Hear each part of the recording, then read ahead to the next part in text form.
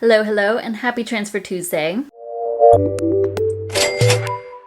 Transfer Tuesday is the day of the week where we move our money in the right direction, no matter which goal we are going after, and no matter how much we can afford to transfer or contribute. I do have more information about Transfer Tuesday in my description box if you've never heard of it before, or if you're just curious about learning more. Things are still a bit slow for me, so I apologize. This Transfer Tuesday isn't going to be too exciting, but I do have a couple of updates. Over the last week, I have not made any transfers, and today I will make a small transfer for this video. But one thing that did come up are my medical bills from my little medical procedure back in April. I had a colonoscopy.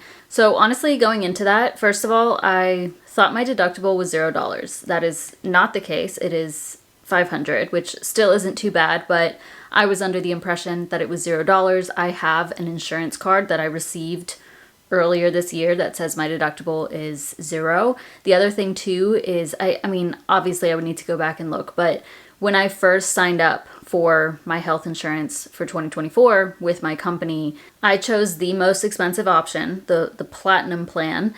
And that cost me more money on a monthly basis. Like, because I chose that option, they decrease the amount that they cover. I think they cover 95% and then I pay the remaining 5%. So it's still nothing crazy. I pay out of pocket $117 for my health insurance, but altogether it costs like over $800. It's ridiculous. So because I chose that plan, I was under the impression that my deductible was still at $0, but that's not the case. So because I had that procedure, I have to pay $500 to cover my deductible. And then on top of that, I have to pay $20 for a specialist doctor copay, which is just dumb in my opinion. And then to top it off, I have to pay $200 as a copay for like outpatient copay, which is it's just very frustrating. So $720 total for that procedure, which I was not expecting. The last time I got a colonoscopy, I did have a different insurance. I was with a different company.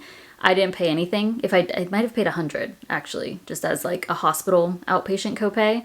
And since I have this more expensive health insurance, I really thought it would be similar to that or nothing at all, but I was wrong. So yeah, I haven't paid that yet, but I will be this month, which is why I'm not able to save as much right now. I know y'all in the States feel my pain, but if you're not in the States and you don't know about the insurance here, especially health insurance, it is so frustrating. Like, it's something that I could vent about forever. I'm not going to, but just know that it sucks. It's really frustrating. But let me go ahead and make a transfer because I did receive some support. So let me first talk about where I'm going to transfer to. That would be my emergency savings. So as of last Transfer Tuesday, I reached a balance of $13,727.37. And y'all know that last week I received some support through Buy Me a Coffee from Mark W. And I had mentioned he supports other YouTubers, and I had recognized his name because he supports Rachel Hickey pretty frequently. And so I had said that in my video, and then he responded by sending me 3 more coffees and said, "Hi Layla, yes, I subscribe to Rachel Hickey's YouTube channel too. I'm not sure if I found your channel via Rachel's or the other way around, but sub to you both at around the same time." So thank you so much again to Mark, and because he bought me the 3 coffees, that's equivalent to about $15.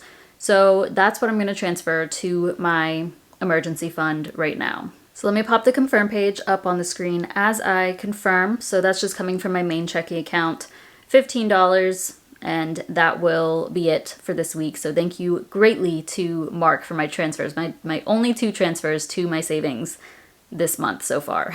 So now that I've added that $15, my emergency fund is at $13,742.37. Something else that I mentioned last week was that I transferred all of the funds that I had at my Citi Accelerate savings account over to my Marcus account. That account had like $1,500 something. I counted it as part of my emergency fund, and I had to have at least $1,500 in that account in order to avoid a monthly fee. Originally, I opened that account for a bonus, but I wanted my emergency fund all in one place, specifically with Marcus. 1, to simplify things, but 2, because I have a higher interest rate over here. I did initiate that transfer last week, and I mentioned to y'all that I would be closing that account, and I did go ahead and close it, so that's all set. I won't be paying any fee on that, and now my whole emergency fund is with Marcus by Goldman Sachs, and that's the amount that I just told y'all. And then one final update related to investing. I recently mentioned that I initiated a transfer of my M1 Finance brokerage account fund over to Vanguard. And I was invested completely in VTI, which is a Vanguard ETF, when I was with M1 Finance, so it was a pretty easy transition. But I initiated that early May, maybe the last day of April, and that did finally finish out. It took a couple of weeks, but it was super seamless and I barely had to lift a finger. I did end up calling them the other day to ask if they could cover the $100 transfer fee, because there is a fee with moving out of M1 Finance of $100, but they said they wouldn't cover it. So they said either you need to transfer money from your checking account to Vanguard to cover the $100, because it was showing a negative $100 balance in my settlement fund, or I had to sell some of my funds in my brokerage account. So that's what I ended up doing. I didn't want to add more money to it. I just wanted to sell some funds. That's what I was hoping would happen on its own anyway. Like they would just use some of my funds to cover that transfer fee, but I had to manually do that. So just sold a little bit of VTI in order to cover the negative $100 balance. So yes, things slowly being simplified. I do still have a lot of accounts and it's kind of a lot to keep up with. It's not a problem for me, but if it's somewhere that I can simplify after I've taken advantage of a bonus or whatever the case may be, then I am going to do that. The reason I wanted to pull my funds out of M1 Finance was because of the $3 monthly fee that is starting in May. So if you have less than $10,000 across all of your M1 Finance account, then you will be paying a $3 monthly fee. $3 per month is not that much money. I just overall don't like that they're doing that. I think that is just bad business, you know? Like I don't like that. So I don't want to support that. I wanted to kind of, I guess, vote with my money and take my funds out of their funds so that they can see like, hey, people don't like that, because I know quite a few people did do that. If you look on Reddit and just like Google about the M1 Finance fee that's been upcoming, you'll see that a lot of people are upset about it. That's it for me today. Huge thank you again to Mark for helping me keep Transfer Tuesday alive over the last couple of weeks. Please comment down below what you did to move your money in the right direction. Please give this video a thumbs up, subscribe if you haven't already, and I'll see you in my next one.